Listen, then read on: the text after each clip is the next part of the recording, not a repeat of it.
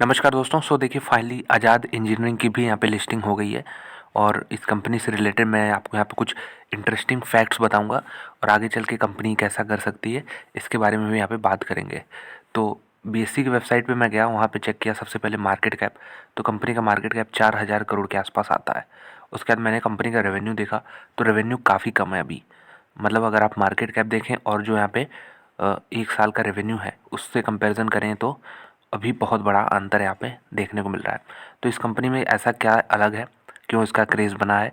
तो देख सकते हैं लिस्टिंग जो है 673 पे क्लोज़ हुआ है आज, जबकि ऊपर 720 तक ये गया था और आईपीओ प्राइस 524 था। तो 524 से यहाँ पे 673, तो यहाँ पे जो लोग को आईपीओ मिला है उनको तो गेंस देखने को मिल रहे हैं। लेकिन क्या अब मार्केट में लिस्ट हो गया सेकेंडरी मार्केट में, तो क्या इसमें पैसा लगाना चाहिए? इस वीडियो के अंत तक क्लियर हो जाएगा। तो जो एक बज़ बना वो अराउंड बना है सचिन रमेश तेंदुलकर के अराउंड, क्योंकि वो इस कंपनी में एक शेयर होल्डर है, उनको अलॉट किए गए थे शेयर। और यही नहीं, इनके अलावा और भी स्पोर्ट्स पर्सन है, जैसे वीवीएस लक्ष्मण है, तो इंडियन क्रिकेटर, ये इनको भी यहाँ पे शेयर अलॉट हुए हैं। पीवी सिंधु को जानते होंगे आप सभी, बैडमिंटन खिलाड़ी, यहाँ पे 2 ओलंपिक मेडल जीतने वाली। तो पीवी सिंधु को भी यहाँ पे अलॉटमेंट मिली है। और साथ में अगर बात करें तो निखत जरीन, जो कि अभी फ़िलहाल बॉक्सिंग में काफ़ी अच्छा कर रही हैं, तो इनको भी अलॉटमेंट मिला है। तो कुछ ये स्पोर्ट्स पर्सन है, लेकिन सबसे बड़ा स्टेक जो है सचिन रमेश तेंदुलकर ने यहाँ पे इस कंपनी में लिया है। मतलब सबसे ज़्यादा अलॉटमेंट इन्होंने कराया। बाकियों ने भी कराया, लेकिन जो साइज़ है सचिन की वो काफ़ी बड़ी है। तो इससे एक और हमें सीख मिलती है कि जो पोजीशन साइजिंग होती है वो भी काफ़ी मैटर करती है। अगर कन्विक्शन है आपका किसी कंपनी में और आप उसमें सिर्फ 10,000 रुपये इन्वेस्ट कर रहे हो, तो अगर वो 10,000 से कंपनी जो है 5 गुना भी हो गई, तो 10,000 से 50,000 ही हुआ आपका पैसा। तो इसलिए कन्विक्शन मैटर करता है। जिसमें आप बहुत ज़्यादा कन्विक्शन हो उसमें आप पैसा ज़्यादा लगाओ, 1 लाख से 5 लाख करो इसको। तो ये एक एग्जांपल बता रहा हूँ, एक जो 5x स्टॉक होते हैं उनके लिए। तो चलिए इसको देखते हैं, 673 पे क्लोजिंग हुई है। जो होल्डिंग पैटर्न इसका एक बार नज़र डालते हैं जल्दी से।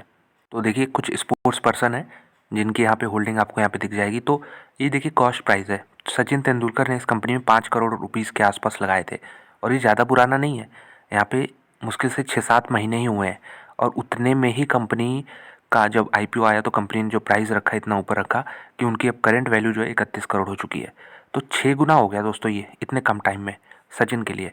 तो इससे सीख ये मिलती है कि देखिए बहुत सारे स्पोर्ट्स पर्सन है, सचिन के पास ज़रूर नेटवर्थ ज़्यादा है, सचिन के पास पैसा ज़्यादा है सबसे, पीवी सिंधु से, साइना नेहवाल से, वीवीएस लक्ष्मण से।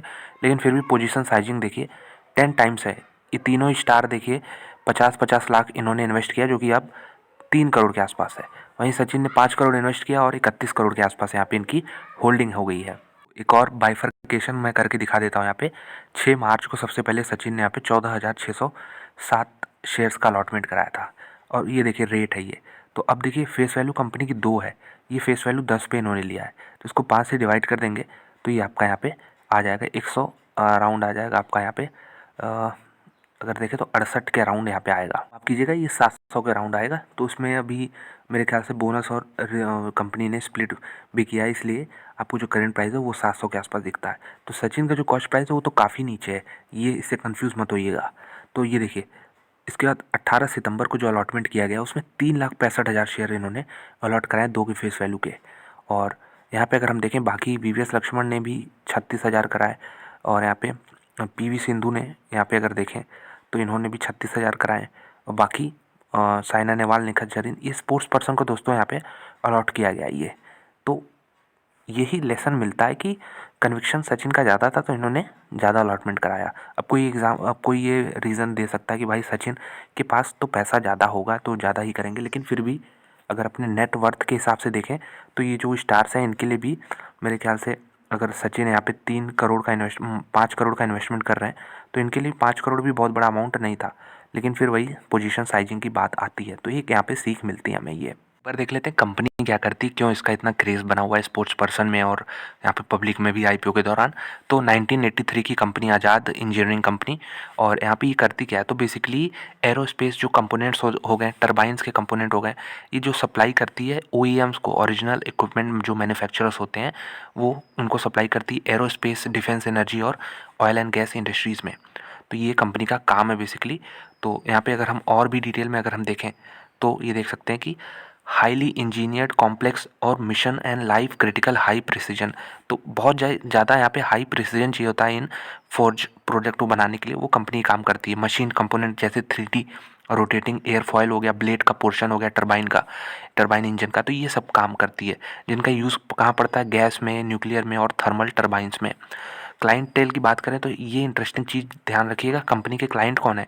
जनरल इलेक्ट्रिक अमेरिका की कंपनी, हनीवेल ऑटोमेशन करके कंपनी इंडिया में लिस्टेड है, इसका इंटरनेशनल है ये। और मित्सुबिशी यहाँ पे हो गया, Siemens German company, Eaton aerospace, MAN energy solutions limited. तो ये कुछ कंपनियां, दिग्गज कंपनियां जो कि इनकी क्लाइंट हैं। तो कंपनी कैसे क्लाइंट देती? कॉन्ट्रैक्ट इनके देखिए लॉन्ग टर्म के होते हैं, 10 से 3 साल के। तो ये लॉन्ग टर्म के कॉन्ट्रैक्ट लेते हैं।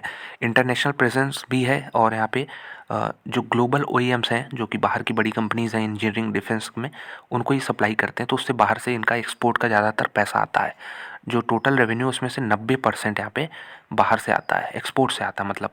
और यहाँ पे जापान और US, चाइना, ये सब कुछ मार्केट है इनके। तो अगर हम प्रोडक्ट वाइज देखें तो एयर फॉयल जो ब्लेड हो गया 79% और नॉन एयर फॉयल 8% है। तो ये यहाँ पे प्रोडक्ट वाइज दे दिया है। रेवेन्यू अगर करें sector wise comparison, industry wise, तो एनर्जी सेगमेंट में सबसे ज़्यादा है। एरोस्पेस में इन्होंने सबसे पहले लिखा है एरोस्पेस एंड डिफेंस, लेकिन उसमें सिर्फ 10% की ही रेवेन्यू आती है। तो ये भी एक फैंसी दोस्तों हो गया है कि जो फैंसी वर्ड्स हैं जैसे एरोस्पेस और डिफेंस, आगे चल के भविष्य की इंडस्ट्रीज़ हैं।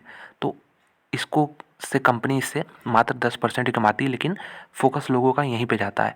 अभी भी देखिए कंपनी का एनर्जी मतलब ऑयल एंड गैस वाले, न्यूक्लियर में 87% का रेवेन्यू आता है। तो ये जल्दी से ट्रांजिशन हो, इधर से इधर जाए, तो कंपनी के लिए अच्छा है।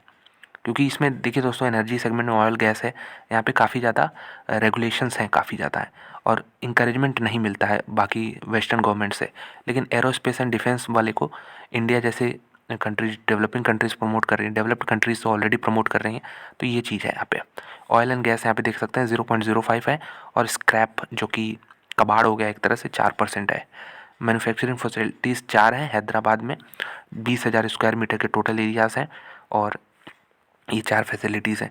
तो एक बार टॉप 5 कस्टमर से देख लें, 63% आता था इनका यहाँ पे रेवेन्यू। जो मैं आपको यहाँ पे चीज़ दिखाऊंगा वो चीज़ यहाँ पे देखिए। रिटर्न रेशियोज़ कंपनी के एवरेज हैं। कैपिटल पे 16% है, इक्विटी पे 5% है, डेट है थोड़ा सा 327 करोड़ का, और टोटल एसेट 637 करोड़ के हैं। और मैंने बताया मार्केट कैप 4,000 करोड़ का। तो यहाँ पे देख सकते हैं कि यह लगभग 6.5-7 टाइम्स पे ट्रेड कर रहा है, ये जो टोटल एसेट्स के। एक बार मैं आपको यहाँ पे दिखाता हूँ कि इनका कंपैरिजन किससे होगा। तो पारस डिफेंस जैसी कंपनियों से हो सकता है, 79 के पी पे है। एमटार से हो सकता है, 65 के पी पे है। और अगर बात करें तो टेगा इंडस्ट्रीज़ तो माइनिंग में 40% के पी पे है। और कंपनी के खुद के नंबर देखिए, आप खुद के नंबर देखेंगे तो आपको पता चलेगा। 123 करोड़ रेवेन्यू, 194 करोड़, 252 करोड़।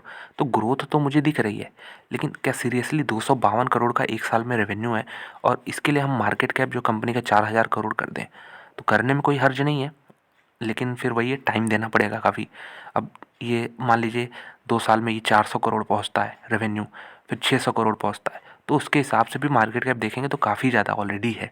इसमें मेरे ख्याल से पैसा बड़े नाम की वजह से इसमें लगा है, जो सचिन तेंदुलकर थे, लेकिन इनका प्राइस जो है काफ़ी नीचे है। तो आपको कहाँ पे बाई करना है? आपको 600-700 पे बाई करना है कि नहीं, ये आप क्वेश्चन कर रहा है। मेरे ख्याल से इससे बेटर ऑप्शंस अवेलेबल है। ये कंपनी मैं नहीं कह रहा हूँ ख़राब हो गई, लेकिन इस रेंज में इतने महंगे पे अच्छी कंपनियाँ अवेलेबल हैं इस कंपनी से रिलेटेड। इस सेक्टर में भी आप देख सकते हैं। तो ये रहा यहाँ पे पूरा इनका प्रोफाइल। इन्वेंटरी स्टेज तो काफ़ी ज़्यादा है, और जो कैश कन्वर्जन साइकिल है वो भी काफ़ी ज़्यादा है। तो पॉजिटिव्स तो ठीक है, मिल जाएंगे, लेकिन नेगेटिव्स भी दिख रहे हैं। ऐसा नहीं कि नेगेटिव्स ढूंढने पे मिलेंगे, नेगेटिव्स भी थोड़े बहुत दिख जाएंगे। और ऐसा नहीं कि वो नेगेटिव बहुत सिग्निफिकेंट है, ऐसा सब में होता है। लेकिन जब बेटर ऑप्शन अवेलेबल है तो मेरे ख्याल से आज़ाद इंजीनियरिंग से अच्छा दूसरी कंपनी में पैसा लगाया जा सकता है। वैसे ये कंपनी भी अगर लॉन्ग टर्म का व्यू हो तो काफ़ी अच्छी कंपनी ये मुझे लगती है, आज़ाद इंजीनियरिंग। लेकिन हाँ, जिसका 3 साल का व्यू हो, मेरे ख्याल से पैसा थोड़ा मुश्किल है यहाँ पे बनना होगा। अनलेस कंपनी कुछ ड्रेस्टिक कर दे, यहाँ पे कैपेसिटी एक्सपेंशन कर दे, उसको सब हम लोग कवर करेंगे। लेकिन फ़िलहाल के प्राइस के हिसाब से मुझे तो ये महंगी लगती है। तो आपका क्या ओपिनियन है बताइएगा। जो लोग आईपीओ में इन्वेस्ट किए हैं, क्या आपका ओपिनियन क्या है कि आप यहाँ पे रिटर्न्स लेके निकलने का प्लान बना रहे हैं कि यहाँ पे लंबा होल्ड करने का। लंबा होल्ड करना तो मतलब कितना, ये भी आप कमेंट बॉक्स में ज़रूर बताइएगा। मेरे ख्याल से मैंने व्यू शेयर कर दिया 3 साल का, 3 साल के अंदर का मैंने शेयर किया है कि 3 साल के अंदर वाला ये स्टॉक नहीं है। हाँ, 5-10 साल तक कोई होल्ड कर रहा है तो ये one of the best companies हो सकती है, डेफिनेटली हो सकती है। तो ये आज़ाद इंजीनियरिंग के बारे में पूरा डिटेल।